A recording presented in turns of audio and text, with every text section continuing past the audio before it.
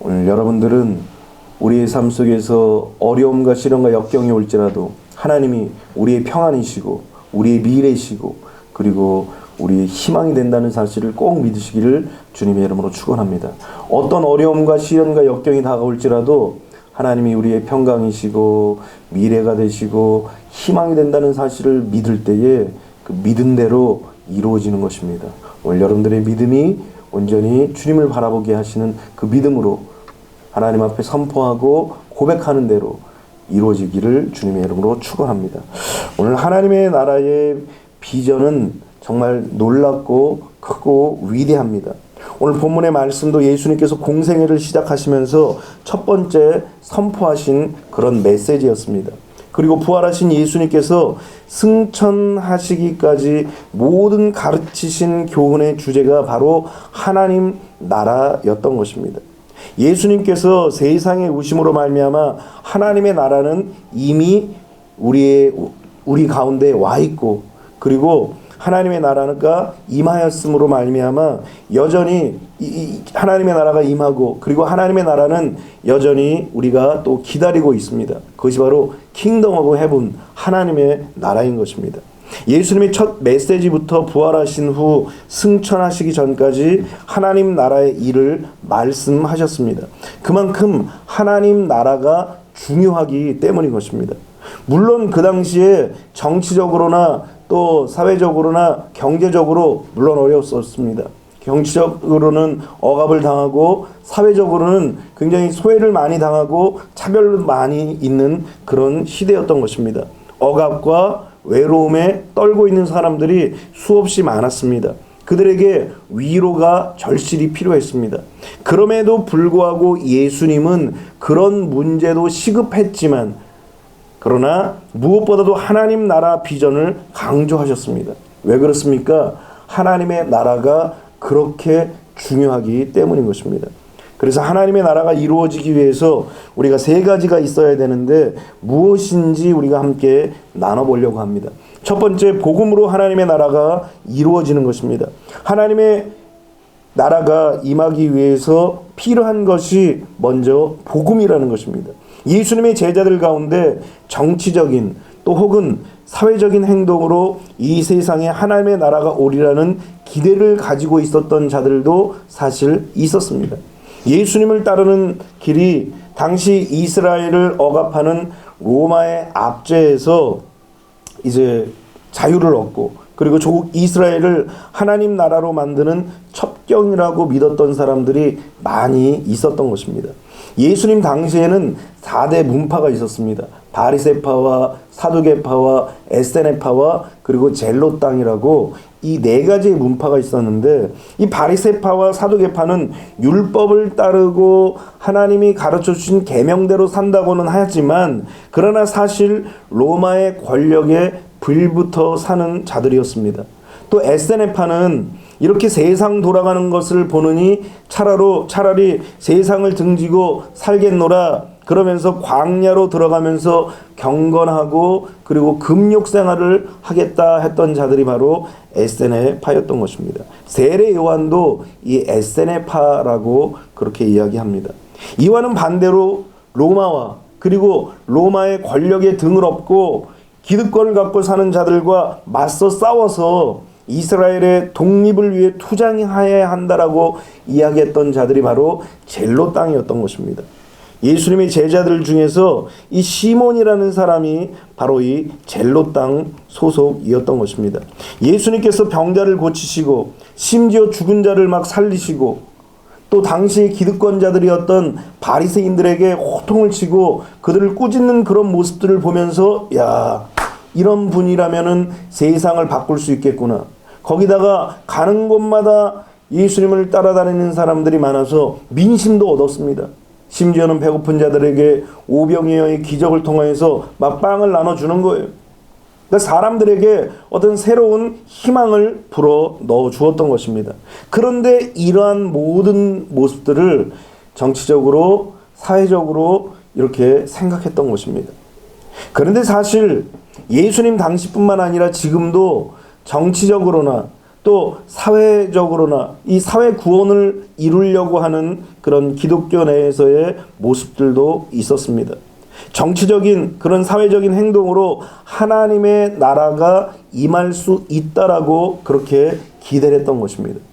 그런데 문제는 그런 시도가 역사적으로 많이 있었다라는 거예요.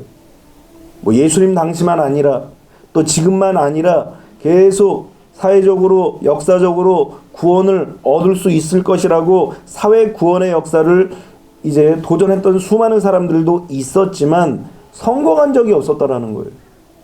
오히려 변질되었습니다. 사람들이 기득권에 오히려 머리를 조아리고 무릎을 꿇고 마는 것입니다. 그리고 성경적이지도 않다라는 것입니다. 예수님 당시에 대부분의 사람들이 생각하는 하나님 나라의 임재와 다르게 예수님이 말씀하신 하나님 나라가 이 땅에 임하는 것은 무엇이냐? 그것은 바로 복음이고 그리고 그 복음을 증거하는 것이라는 거예요. 그래서 예수님께서 사도행전 1장 8절에 오직 성령이 너희에게 임하시면 너희가 권능을 받고 예루살렘과 온 유대와 사마리아와 땅끝까지 이르러 복음을 증거할 것이라고 내 증인이 되리라고 말씀하셨던 것입니다. 여기서 증인이라는 말이 무슨 말이냐면 헬라어로 말투스인데 이 말투스란 말은 순교자라는 말과 같이 쓰는 말이에요. 그러니까 증인은 곧 순교자라는 거예요. 왜 우리 영화에도 그런 장면들을 많이 보잖아요. 어떤 사람이 이제 범죄자들의 범죄 행각을 딱 발견하게 됩니다. 그래서 증인이 됩니다. 이 범죄자들이 이 증인을 죽이기 위해서 끊임없이 쫓아다니고 또 뭐 형사는 이 사람을 보호하기 위해서 계속 도망을 다니는 거예요. 그와 마찬가지로 내가 보고 내가 들은 것, 내가 체험한 것들을 증언하는 것이 정의임에도 불구하고 그것을 없이 하려고 하는 세력들이 있다는 거예요. 복음도 마찬가지예요. 예수님이 죽으시고 그리고 죽은 것으로 끝난 것이 아니라 부활하셨다는 사실, 그 부활하심으로 말미암아 예수님께서 사셨던 그 모든 행적들을 이야기하고 선포하고 가르치는 것, 이것이 그들에게 있어서는 범죄 행각이었다라는 거예요. 그들은 보고 듣고 체험한 것을 말했음에도 불구하고 오히려 그것을 범죄 행위라고 해서 그들을 체포하는 그런 시기였던 것입니다. 그래서 이 증인이라는 것은 나의 목숨을 내걸고 내가 보고 듣고 체험한 것들을 선포하고 또 증거하는 것, 이것이 바로 증인의 모습이라는 거예요. 오늘 예수님께서는 이렇게 복음의 증인이 될 것을 우리에게 명령하시고 선포하셨던 것입니다. 실제로 초대교회 믿음의 선배들과 역사 속에 많은 그리스도인들이 그렇게 목숨을 걸고 복음을 전하다가 순교했었습니다. 결국은 어떻습니까? 로마의 그 찬란했던, 자기들이 자화자찬했던 그 찬란했던 천년간의 이 로마의 권력들이 순식간에 무너지고 찬란한 비잔틴 시대가 드디어 시작되었던 것입니다. 이때의 그리스도인들 역시 정치적인 힘이나 아니면은 어떤 군대의 힘보다 세상의 그 어떤 힘보다 더 놀랍고 위대한 복음의 능력을 그들이 직접 체험했던 거예요. 그들이 400년 동안 지하에서 굴에서 사막에서 광야에서 그렇게 숨어 지내다가 하나님께서 그 빛을 쫙 보여주시는 그 놀라운 은혜를 체험하고 이것이 바로 복음의 능력이구나, 그것을 드디어 깨달았다라는 것입니다. 세상 사람들이 볼 때는 미련해 보이던 십자가의 복음을 전함으로 말미암아 세상을 변화시켰다라는 것입니다.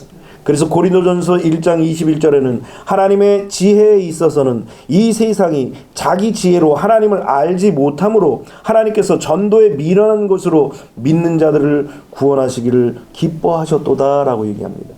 전도가 참 얼마나 미련합니까? 지금 상품을 주면서 이런 상품이 있으니까 이걸 사십시오라고 얘기해야 사람들이 그렇군요, 좋군요 하고 사든가 말든가 하는데 보이지도 않는 예수님을 증거하는 거예요. 세상 사람들이 볼 때, 심지어는 믿는 사람들이 볼 때도 미련하다고 생각하는 거예요. 그러나 하나님께서는 세상 사람들이 볼 때 미련하게 생각하는 이 전도를 통하여서 복음을 증거하는 증인의 삶을 통하여서 하나님의 나라가 임했다는 사실을 여러분들이 꼭 기억하시기를 주님의 이름으로 축원합니다. 그래서 사도 바울은 다메섹 도상에서 자기를 찾아오셔서 자기를 만나주신 그 예수님, 그래서 자기를 만나시고 부르셔서 다시 한번 자기에게 사명을 주신 그 하나님을 향하여서 내가 이 복음을 증거하라고 하나님께서 나를 부르셨다라고 그렇게 강력하게 자신을 소개하고 있는 것입니다. 그래서 사도 바울과 그리고 1세기 시대의 그리스도인들은 그야말로 마치 도살할 양과 같이 죽임을 당하는 그러한 상황에 처함에도 불구하고 절대 굴하지 아니하고 목숨을 걸고 복음을 전했다라는 것입니다. 어떻게 그렇게 할 수 있느냐? 공통점이 하나가 있는데 그 시대의 그리스도인들이 복음과 전도의 우선순위를 가졌다라는 거예요. 세상에 바쁜 일도 있고 시급한 일도 있고 또 먼저 하고 싶은 일도 있었지만 복음적인 삶을 먼저 살았다라는 거예요. 그래서 자신들에게 있어서 가장 필요하고 가장 먼저 있어야 할, 가장 해야 될 일들이 뭐냐? 그것이 바로 복음을 전하는 전도의 사명이라고 그들이 믿었더라는 거예요. 그들의 삶도 바빴어요. 그들의 삶도 시급했습니다. 그들의 삶도 어려웠어요. 그들의 삶도 지금 아주 심각할 정도로 어려운 상황에 빠져 있습니다. 그럼에도 불구하고 그들은 복음을 증거하는 일을 우선순위로 여겼더라는 것입니다. 오늘날 그리스도인들도 복음을 우선순위에 두고 이 복음을 전해야 되는 것입니다. 그래야 하나님 나라의 비전을 이룰 수 있는 거예요. 하나님의 백성들은 하나님 나라를 비전 삼아야 되는 것입니다. 그것을 바로 위의 것을 바라보는 것이에요. 그래서 위의 것을 바라보는 하나님 나라의 비전어리들은 바로 복음을 증거하는 사명을 감당하는 것입니다. 오늘 여러분들도 복음을 증거하시기를 주님의 이름으로 축원합니다. 두 번째는 성령의 권능으로 하나님의 나라가 이루어지는 것입니다. 예수님의 제자들과 당시의 많은 사람들은 물리적인 힘으로 로마를 무너뜨려야만 하나님 나라를 만들 수 있다고 생각했습니다. 오늘도 사실 그런 생각을 갖고 있는 사람들이 많지 않습니까? 돈이 있어야 복음 전한다고 얘기합니다. 권력이 있어야 복음을 증거할 수 있다라고 그렇게 이야기합니다. 어떤 세상에서 영향력이 있어야 사람들에게 복음을 증거한다라고 그렇게 이야기합니다. 틀린 얘기는 아니에요. 돈도 있어야 됩니다. 권력도 있어야 되고 영향력도 있어야 됩니다. 하나님의 자녀들이 그냥 비리비리하게 그렇게 살아서는 안 돼요. 권력과 영향력과 또 물질도 좀 있어야 됩니다. 그러나 예수님은 일찍부터 하나님의 나라는 그런 방법으로 나타나지 않는다라고 이미 선포하셨습니다. 누가복음 17장 20절로 21절에 바리새인들이 하나님의 나라가 어느 때에 임하니까 묻거늘 예수께서 대답하여 이르시되 하나님의 나라는 볼 수 있게 임하는 것이 아니요 또 여기 있다 저기 있다고도 못하리니 하나님의 나라는 너희 안에 있느니라 그랬어요. 하나님의 나라가 어디 있다고요? 우리 안에 있다라는 거예요. 그러니까 하나님의 나라가 인간의 내면 곧 우리의 마음에서 시작된다는 사실을 우리에게 가르쳐주고 있는 것입니다. 성경은 또한 우리에게 성령의 전이라고 가르쳐줍니다. 너희가 하나님의 성전인 것과 하나님의 성령이 너희 안에 계시는 것을 알지 못하느냐라고 말씀하시면서 우리 안에 성령이 오심으로 말미암아 하나님의 나라가 임한다는 사실을 우리에게 가르쳐주고 있는 것입니다. 그래서 부활하신 예수님께서 이 땅에 남겨진 제자들에게 누가복음 24장 49절에 뭐라고 말씀하시느냐? 볼지어다 내가 내 아버지께서 약속하신 것을 너희에게 보내리니 너희는 위로부터 능력으로 힘 입혀질 때까지 이 성에 머물라 하시니라. 여러분 제자들이 얼마나 나약하고 연약했습니까? 예수님이 잡히자 막 뿔뿔이 흩어집니다. 심지어는 어떤 사람은 베옷을 두르고 나타났다가 막 잡으러 다니니까 그것을 내려놓고 벌거벗은 채로 도망한 자들이 바로 예수님의 제자들이었습니다. 그렇게 나약한 제자들이 성령 세례와 성령 충만을 받고 권능을 받아야 세상에서 승리할 수 있기 때문에 예루살렘을 떠나지 말고 약속하신 성령을 기다리라는 거예요. 그런 성령의 권능을 받지 않고서는 세상을 이기기가 어렵다라는 거예요. 그렇습니다. 하나님의 나라가 이 땅에 임하기 위해서 우리는 죄사함과 거듭남의 신앙에서 머물러 있으면 안 돼요. 내가 예수님을 믿고 예수님을 영접하고 나는 하나님의 자녀가 되었겠지라고 그냥 주저앉아 있어서는 안 된다라는 거예요. 신앙은 자꾸 발전되고 성장돼야 돼요. 그래서 거듭남으로 우리의 영이 구원을 받았다면 여기에서 그쳐서는 안 돼요. 왜냐하면 사탄이 아담과 하와를 집어삼켰을 때에 영만 뺏어간 게 아니에요. 영이 빼앗겨 가니까 혼도 빼앗겼고 그리고 결국은 육체도 빼앗겼어요. 그래서 이것을 전인적인 타락이라고 얘기하는 것입니다. 인간은 전인적으로 타락하여서 절대로 하나님 앞에 갈 수가 없어요. 영이 빼앗기고 나니까 혼도 빼앗기고 혼이 빼앗기고 나니까 육도 빼앗긴 거예요. 그러니까 사람의 모든 삶이 다 악했다라고 성경은 말씀하신 이유가 무엇이냐? 영과 혼과 육이 다 타락했기 때문인 것입니다. 그래서 우리는 영이 구원받아야 함과 같이 우리의 혼도 우리의 육도 같이 구원을 받아야 돼요. 그것이 바로 성령 세례와 성령 충만의 권능을 받는 것입니다. 그래야만 다시는 죄에게 종로로 타지 말고 우리가 오감으로 들어오는 여러 가지 죄들을 이길 수 있는 거예요. 나 자신을 부인할 수 있는 것입니다. 예수님을 믿었어도 우리가 성령의 세례를 받았어도 성령 충만을 받아서 전인 구원을 받지 못하면 자꾸 나를 부인하라고 했는데 나를 자꾸 찾으려고 그래요. 나를 찾다 보니까 뭘 찾습니까? 세상을 찾아가는 거예요. 세상을 찾다 보니까 세상이 요구하는 대로 우리가 자꾸 따라가는 거예요. 육체가 자꾸 우리의 육체를 거부해야 되는데 육신의 일을 거부해야 되는데 자꾸 육신의 일을 찾아가는 거예요. 그런데 성령 충만받아서 권능을 받으면 어떻습니까? 내 육체의 일들을 다 버리고 그리스도를 위해서 예수 그리스도를 위해서 살 수 있게 된다라는 것입니다. 우리의 육체가 얼마나 약합니까? 여러분 세상에서 바람만 싹 불어도 이리 흔들 저리 흔들리는 우리의 모습들입니다. 그래서 오직 성령이 임하고 권능을 받아야만 세상과 죄와 사탄을 이기고 나 자신을 이겨서 하나님의 나라를 위해서 전도자의 삶을 살 수 있는 거예요. 여러분 하나님의 백성들은 그냥 딱 두 길이에요. 세상이든 아니면 하나님의 자녀의 길이든 딱 두 길입니다. 그래서 우리는 성령 충만 받아서 권능을 받고 그리고 주님이 기뻐하시는 그리스도가 기뻐하시는 그런 삶을 살아야 한다는 것입니다. 여러분 베드로만 보아도 예수님 앞에서 호언장담합니다.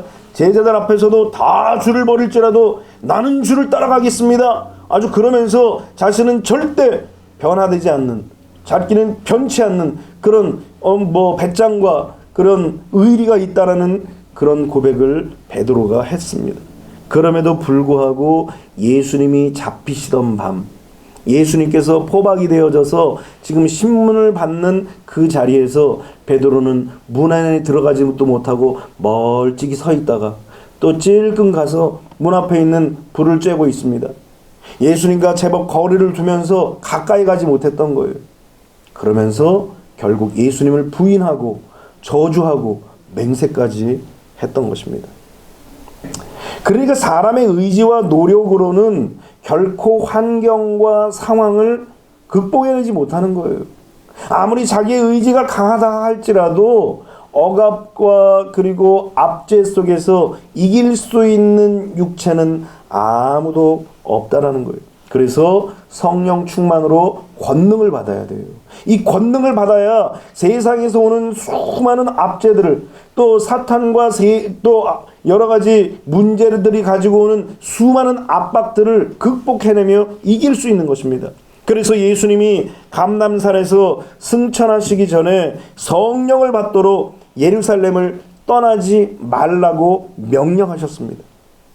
그래서 그들은 예수님의 약속의 말씀을 믿고 한 마음으로 연합하고 오로지 성령 받기 위해서 기도에 힘썼던 거예요. 여러분, 이렇게 기도하고 성령 충만을 체험하고 권능을 받은 그들은 세상을 변화시키는 주역이 되었다라는 거예요. 뭐 많이 배워서가 아니에요. 많이 소유해서가 아닙니다. 다들 삶이 어렵고 힘든 삶이었습니다. 그저 하루 벌어서 하루 먹어야 되는 그런 삶이 바로 예수님께서 말씀하신 성령 받은 사람들의 무리들이었어요. 불황무식한 자들이었다라는 거예요. 그래서 성령 받고 나서 그들이 막 각 나라의 족속의 언어들을 하는 것을 보고 세상 사람들이 깜짝 놀란 것이 아닙니까? 아니, 저들은 어떻게 언어도 배우지 않았는데 어떻게 저런 나라의 말을 할 수 있을까? 깜짝 놀랐어요. 예수님의 죽으심과 부활을 전하는 증인의 사명을 감당하는 것은 바로 성령 충만 받고 권능을 받은 사람이 될 때에 이렇게 사명을 감당할 수 있는 것입니다. 그래서 우리도 성령 받기 위해서 세 가지 해야 돼요. 첫 번째는 뭐냐면 주님의 말씀을 믿고 순종하는 거예요. 하나님의 말씀을 믿고 예수 그리스도께서 우리에게 가르쳐 주신 그 말씀을 믿고 순종해야 돼요.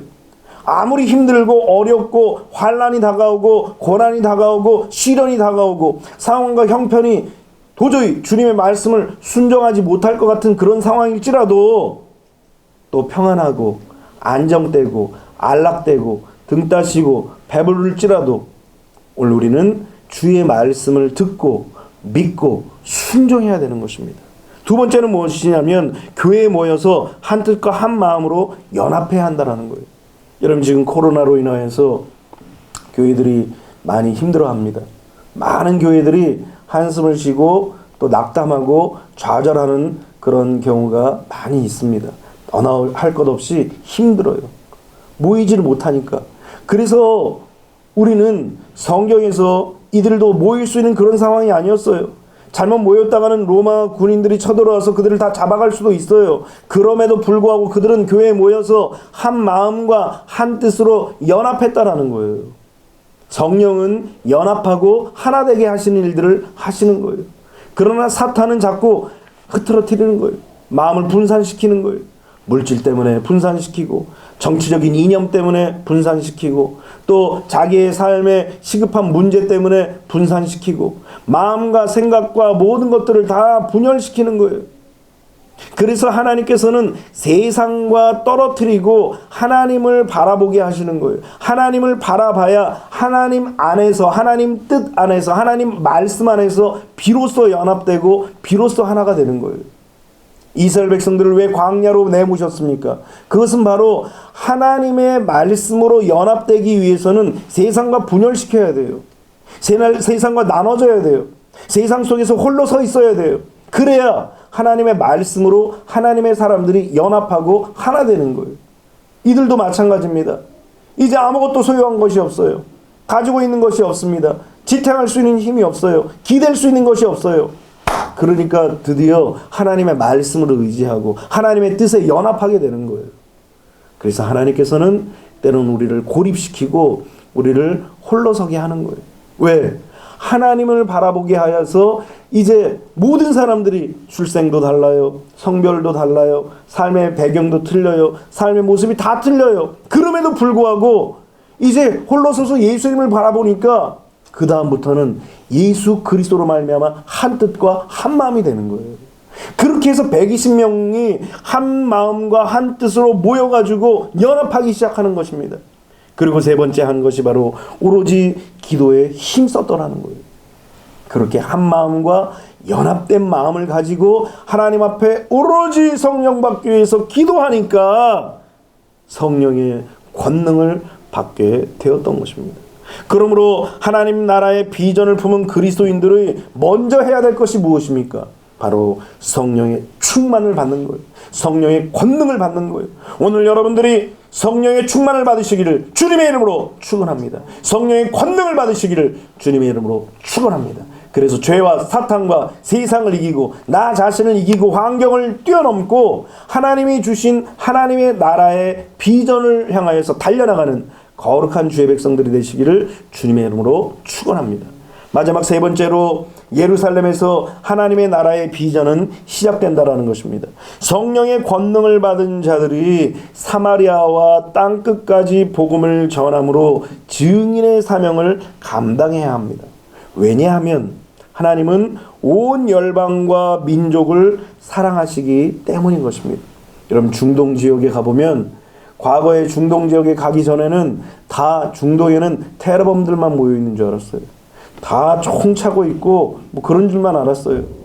다 여기다가 사진에 보면은 칼, 왜 그 이슬람 칼 있거든요. 이렇게 꼬부라진 칼, 그런 거 옆에다가 다 차고 있는 줄 알았습니다. 그런데 가보니까 얼마나 선한지 몰라요.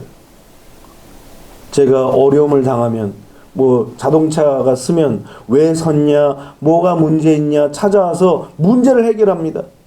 가다가 차가 고장이 나서 차를 한번 세우는데 뭐 다 쓰는 거예요. 무슨 차를 타야 될지 모를 만큼 다 쓰는 거예요. 그러니까 어려움을 당하고 위기에 빠진 사람들을 그냥 두질 않더라고요. 물론 그들의 종교적인 신념들이 있었기 때문에 그런 선행도 행하긴 하지만 그만큼 그 마음들이 선한 자들도 있다라는 거예요. 우리도 그러잖아요. 뭐 다 선하진 않잖아요. 도둑놈도 있잖아요. 강도도 있고 살인자도 있잖아요. 사기꾼도 있잖아요. 대놓고 사기치는 사람들도 있잖아요. 마찬가지로 그들도 테러범도 있고 나쁜 놈들도 있어요. 그러나 대다수의 사람들이 다 선한 모습으로 살아가고 있어요. 그리고 사랑을 필요로 하는 사람들이라는 거예요. 그래서 온 열방과 민족을 사랑하신 하나님은 우리에게, 그들에게 찾아가서 복음을 증거하기를 원하시는 것입니다. 그래서 사도행전 1장 8절에 땅끝까지 복음을 증거하라고 우리에게 말씀하시고 명령하셨던 것입니다. 그런데도 불구하고 성경은 우리에게 또 하나 강조하는 것은 무엇이냐면, 성령의 권능을 받아서 복음의 증인의 사명을 예루살렘에서부터 시작하라고 명령하셨다라는 거예요. 땅끝까지 가야 하겠지만, 그러나 우리는 어디에서 시작해야 된다고요? 예루살렘에서 주의 복음이 다시 전파되기 시작해야 한다는 것입니다. 하나님의 나라가 세워지는 복음의 출발점이 예루살렘이어야 한다는 사실을 우리에게 가르쳐주고 있는 것입니다. 그러면 예루살렘이 어디입니까?